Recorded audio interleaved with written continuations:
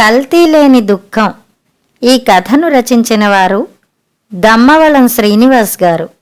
ఈ కథ పిడపర్తి వెంకటరమణ శర్మ గారి జ్ఞాపకార్థం కౌముది నిర్వహించిన కథల పోటీలో 2021లో బహుమతి పొందిన కథ. హలో బాబు కిరీటి, నేను బాబాయిని ఊరి నుంచి. గొంతులో బాధ ధ్వనించింది. చెప్పు బాబాయ్, ఏం జరిగింది? కంగారుగా అడిగాను. పొద్దున్నే 7ంటికి ఊహించని మనిషి దగ్గర నుంచి ఫోన్ వస్తే కంగారుగానే ఉంటుంది. నా గొంతు విని పక్కనే పడుకుని ఉన్న మా ఆవిడ సరిత కూడా నిద్రలేచి గాబరాగా చూస్తోంది. చెప్పాల్సింది చెప్పి బాబాయ్ ఫోన్ పెట్టేశాడు. నా మొహం పాలిపోయిందేమో. సరిత గాబరా ఎక్కువైంది.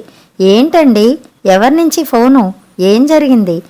సరిత అడగడం తెలుస్తోంది, కానీ నా మెదడుతో నాకు సంబంధం తెగిపోయినట్టుగా, ఏం చేయాలో తెలియనట్టుగా అనిపించింది. అచేతనంగా ఉండిపోయాను. ఏ ఆలోచనలు రాలేదు కాసేపు. అసలు ఇది నిజంగానే జరుగుతుందా లేక కళ? ఉలిక్కి పడి కళ్ళు తెరుస్తానా ఇప్పుడు? పీడకల అని అర్థమయ్యాక హాయిగా అనిపిస్తుందా? అప్రయత్నంగా కళ్ళు మూసుకుని తెరిచాను.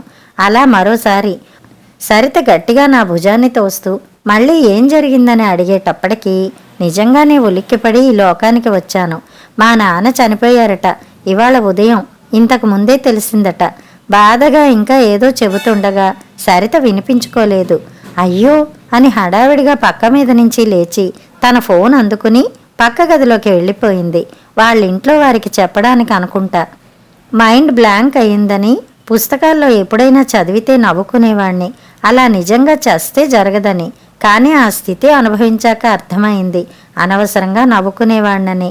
ఉబికి వస్తున్న కన్నీళ్లు కర్చీఫ్తో తుడుచుకుంటూ మంచం మీద కూలబడిపోయాను. ఏంటిది ఇలా జరిగింది? 2 రోజుల క్రితం నాన్న అదే పనిగా ఫోన్ చేయడం గుర్తొచ్చింది. ఆఫీస్ పని ఒత్తిడిలో పట్టించుకోలేదు. ఆయనతో మాట్లాడి ఉంటే ఎంత బాగుండేది.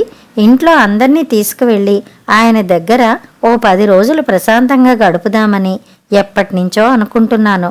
కానీ కుదరలేదు.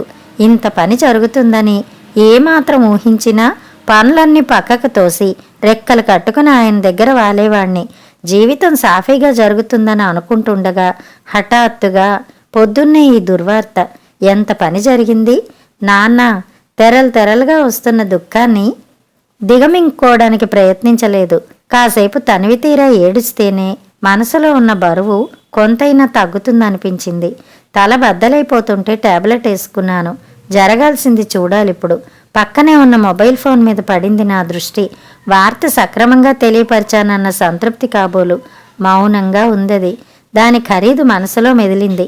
1,00,000 రూపాయలు. విరక్తిగా నవ్వుకున్నాను. చిన్నప్పటి పేదరికం గుర్తుకొచ్చింది. కిందటి సంవత్సరం మా నాన్న పుట్టినరోజుకు సరిగ్గా అందేలా ఓ కొత్త మొబైల్ ఫోన్ గిఫ్ట్ ప్యాక్ చేసి పంపాను. ఆయన నాతో అదే ఫోన్లోంచి సంతోషంగా గద్గద స్వరంతో మాట్లాడిన మాటలు నాకెప్పటికీ గుర్తుండిపోతాయి. అప్రయత్నంగా ఫోన్ అందుకుని ఆయన నెంబర్ వెతికి కాల్ చేశాను. ఆఫ్ చేస్తుందన్న వాయిస్ వినిపించింది. మరిక ఎప్పటికీ ఆయనతో మాట్లాడలేనన్న ఆలోచన నన్ను దుఃఖంలో ముంచెత్తింది.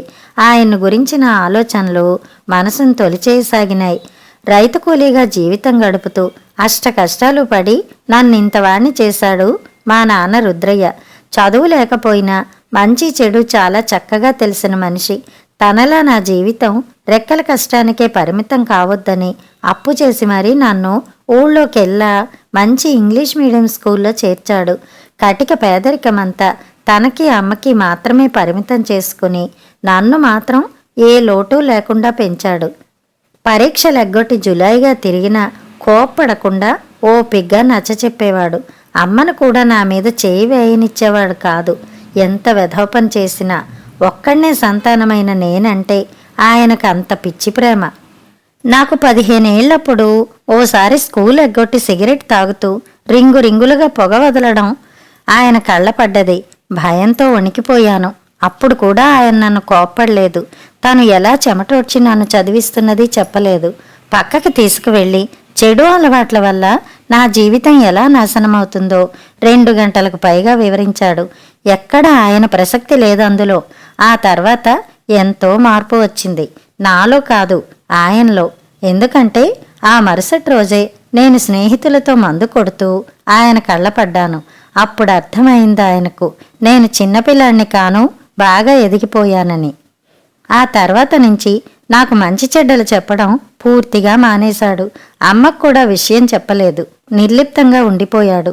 ఆ సంఘటన నాలో విపరీతమైన అపరాధభావం కలిగించి నన్ను కదిలించేసింది. క్రమంగా నాలో ఆయన ఆశించిన మార్పు వచ్చింది. చదువు మీద బాగా శ్రద్ధ పెట్టసాగాను. పట్నం వచ్చి పై చదువులు కూడా మంచి మార్కులతో పూర్తి చేసుకుని ఓ పెద్ద కంపెనీలో చేరి మంచి స్థాయికి చేరుకున్నాను. మా నాన్నకు నా విషయంలో ఉన్న ఓపిక తలుచుకుంటే ఎప్పుడూ ఆశ్చర్యమే నాకు. మా అబ్బాయి అనురాగ్ పుట్టాక కానీ అర్థం కాలేదు పిల్లల వెధవచేష్టలు భరించడం ఎంత కష్టమో అని. అయితే నేను మా నాన్నలా కాదు, మా వాణ్ణి ఎన్నోసార్లు తనివితీరా కొట్టాను. ఈ మధ్యే ఇంటర్ చదివేవాడి దగ్గర సిగరెట్ వాసన వస్తే ఒళ్ళు చీరేశాను. త్వరగా లేవండి, ఇంకో గంటలో బయలుదేరితే మంచిది, ట్రాఫిక్ ఎక్కువ అవుతుంది లేకపోతే. సరిత మాటలకి ఈ లోకంలోకి వచ్చిపడి తలూపాను అంగీకారంగా. అటాచ్డ్ బాత్రూంలోకి వెళుతుండగా బయట అనురాగ్ ఫోన్లో ఎవరో ఫ్రెండ్తో మాట్లాడడం వినిపించింది. క్రికెట్ టోర్నమెంట్కి రాలేనని చెప్తున్నాడు బాధగా. వాడికి క్రికెట్ అంటే యమా పిచ్చి. వేరే ఊళ్ళో ఎక్కడో ఆడాలని నన్ను 5,000 అడిగాడు ఖర్చులకు. ఇంకా ఇవ్వలేదు. అది ఇప్పుడు మిగిలినందుకు సంతోషమేసింది. దండగ ఖర్చు. డబ్బు విలువ డబ్బులో పుట్టిన వీడికేం తెలుసు. ముగ్గురం 30 గంటలో హడావిడిగా తయారయ్యి బట్టలు సర్దుకుని కారులో మా నాన్నను చివరిసారిగా చూడ్డానికి బయలుదేరాం. ఇదే పని ఆయన బతికుండగా చేస్తుంటే ఎంత బావుండేది అనుకున్నాను బాధగా. ఊరు చేరడానికి కనీసం 3 గంటలు పడుతుంది. ఆఫీసులో విషయం చెప్పేశాను. వరుస పెట్టి కండోలెన్స్ మెసేజెస్ రావడం మొదలైనాయి. ఏవీ ఓపెన్ చేయలేదు. వాటికి స్పందించే మూడ్ ఏమాత్రం లేదు. కాల్స్ కూడా మొదలవడంతో ఫోన్ పక్కన పడేసి జాగ్రత్తగా డ్రైవ్ చేయసాగాను.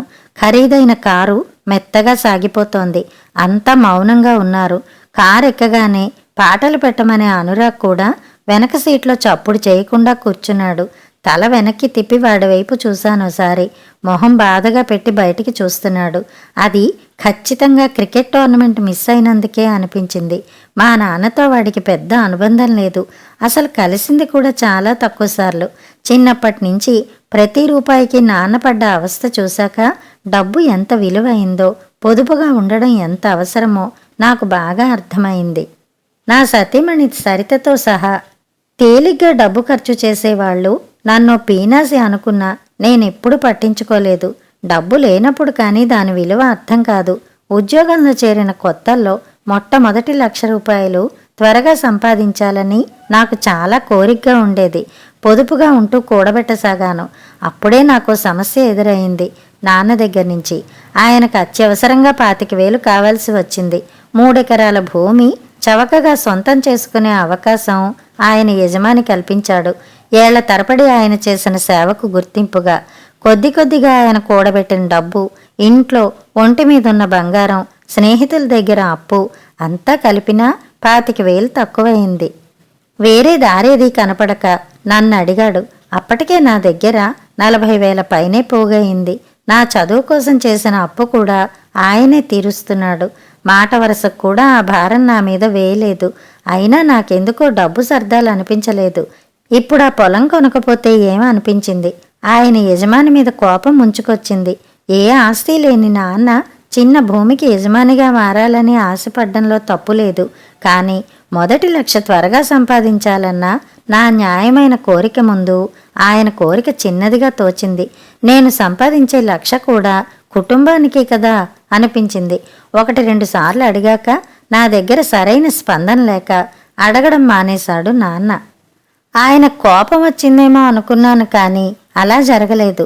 ముందే చెప్పినట్టు నాన్నకు నేనంటే పిచ్చి ప్రేమ. డబ్బు సర్దలేదని ఏమాత్రం నొచ్చుకోలేదు. భూమిని వదులుకోవడానికే సిద్ధపడ్డాడు. అయితే ఆయన యజమానికి విషయం తెలిసి 25,000 వద్దని ఉన్న డబ్బుకే భూమిని అమ్మేశాడు. ఆయన మంచితనానికి మనసులోనే జోహార్లు అర్పించాను. నాకు తర్వాత ఎప్పుడో తెలిసింది, నాన్న కొద్ది కొద్దిగా ఆ 25,000 వడ్డీతో సహా ఆయనకు కట్టేశాడని. నేనైతే ఆ పని చేసుండేవాణ్ణి కాదు అనుకున్నాను నిజాయితీగా. ఏదైనా నాన్న చాలా నిక్కచ్చి మనిషి. ఎవరి రుణం ఉంచుకోడు. ఇదంతా జరిగి 20 ఏళ్ల పైనే అయింది. ఆలోచనలా ఉండగా ఫోన్ మోగింది. బాబాయ్ నుంచి. కారు నడుపుతూనే స్టీరింగ్ మీద ఉన్న యాక్సెప్ట్ బటన్ నొక్కాను. ఆయన మాట్లాడేది కారు బ్లూటూత్ స్పీకర్లో గట్టిగా వినిపించింది. బాబు కిరీటి, ఎంత దాకా వచ్చారు? ఊరంతా తరలి వచ్చింది మీ నాన్నని చూడ్డానికి. నా కన్నీళ్ళు ఆగలేదు. వస్తున్నాం బాబాయ్, ఇంకో గంట. దుఃఖంతో గొంతు పొడుకుపోయింది. ఊరుకోండి, సరిత ఓదార్చడానికి ప్రయత్నించింది. అనురాగ్ కూడా బాబాయ్ చెప్పేది బాధగా వినడం గమనించి కొద్దిగా ఆశ్చర్యపోయాను. పొలం కొన్నాక మా నాన్న మరింత కష్టపడసాగాడు. నేను కూడా మొదటి లక్షణంగా సంపాదించేసి ఈసారి నా లక్ష్యాన్ని 10 లక్షలకు పెంచుకుని అందుకు తగ్గ కృషి చేయసాగాను. నా దగ్గర నాన్న కనీసం 10 రూపాయలు కూడా ఎప్పుడూ తీసుకోలేదు. అదే ఆయనకు తృప్తినిస్తుందని నేను డబ్బు అనే విషయం మా మధ్య ఎప్పుడూ తీసుకురాలేదు. తన కష్టంతోనే ఆయన అప్పులన్నీ తీర్చసాగాడు. హాయిగా ఉండొచ్చు ఇక మీదట అనుకున్నాడో ఏమో. అది కుదిరే పని కాదు అన్నట్టుగా చెప్పాను నేను ఓ అమ్మాయిని ఇష్టపడ్డానని. ఇంట్లో చిన్నపాటి న్యూక్లియర్ విస్ఫోటనం. అమ్మ నాన్న ఇద్దరూ కూడా మా బంధువుల అమ్మాయిని కోడలుగా తెచ్చుకుని పట్నం వచ్చి నాతో ఉండిపోదామని అనుకునేవారు. అందులో నాకు ఏ అభ్యంతరమూ కనపడలేదు సరిత కనపడే వరకు. మా అమ్మ సరితను కోడలుగా చస్తే ఒప్పుకోనని తీవ్ర స్వరంతో గట్టిగా తేల్చి చెప్పింది. ఎంత సర్ది చెప్పినా వినలేదు.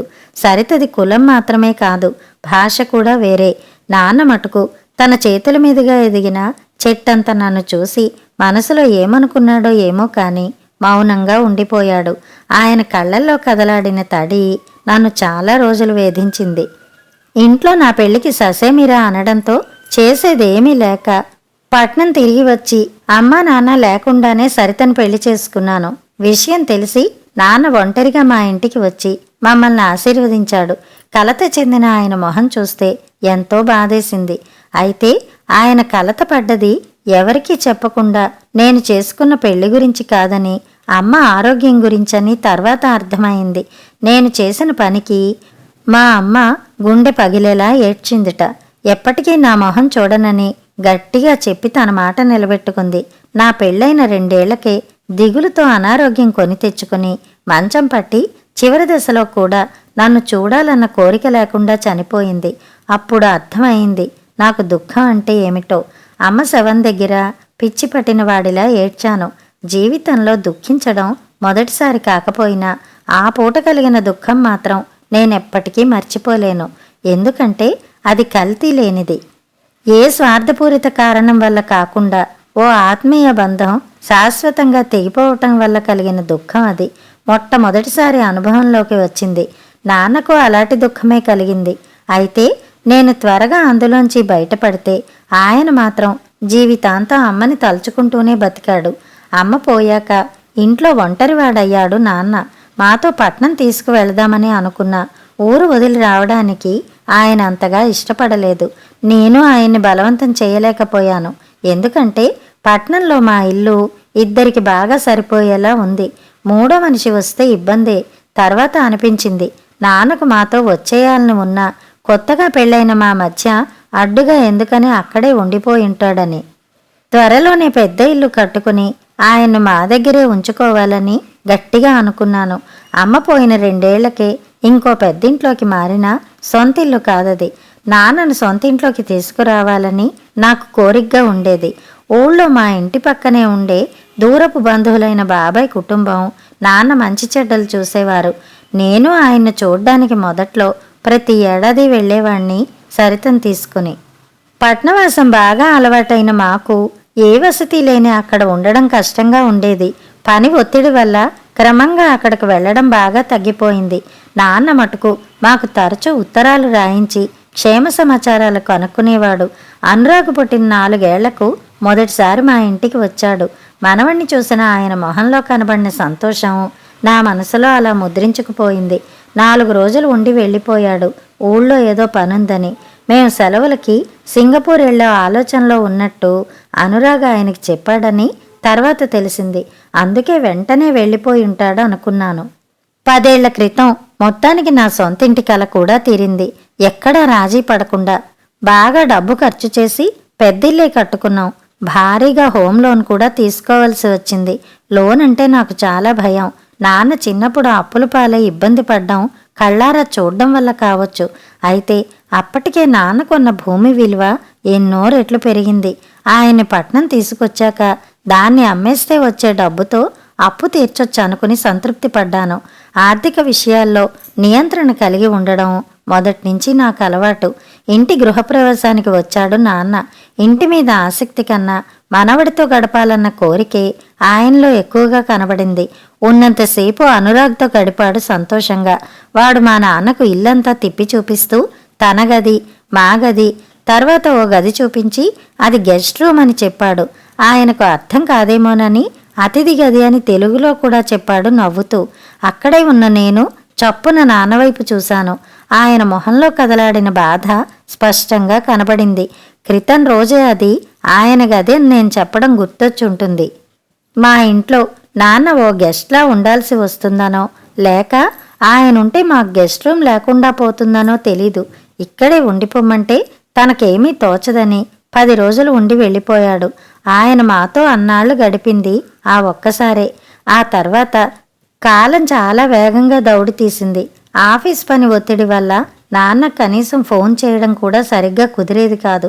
1-2 సార్లు ఆయన్ని చూడ్డానికి వెళ్ళే 2 రోజుల్లో తిరిగి వచ్చేశాం. ప్రతిసారి వేసవి సెలవులకి ఆయన దగ్గరికి వెళ్దామని అనుకోవడం, అది కుదరక సరిత పోరు వల్ల ఏ ఊటీనో మనాలినో వెళ్లడం జరిగేది. ఈ ఏడాది ఖచ్చితంగా ఆయన దగ్గరే గడుపుదామని అనుకున్నాను. అంతలోనే ఈ ఘోరం జరిగిపోయింది. వచ్చేసామని సరిత అనడంతో ఈ లోకంలోకి వచ్చాను. యాంత్రికంగా కారు నడుపుతున్న నేను కళ్ళు తుడుచుకుంటూ చుట్టూ చూశాను. ఊరు మొదట్లో ఉన్నాం. నేను పుట్టి పెరిగిన ఊరది. గొంతులో ఏదో అడ్డుపడిన భావన. కొద్ది దూరం వెళ్ళాక మా నాన్న కష్టపడి కొని సాగు చేసుకున్న భూమి దూరంగా కనిపించసాగింది. దుఃఖం ఎక్కువై కారు నడపలేక ఓ పక్కగా ఆపాను. నాన్న అని బయటికే అనుకున్నాను ఏడుస్తూ. సరిత, అనురాగు ఆందోళనగా చూశారు నా వైపు. చిన్న విరామం తర్వాత కొద్దిగా తేరుకుని కారు ఊళ్ళోకి పోనిచ్చాను.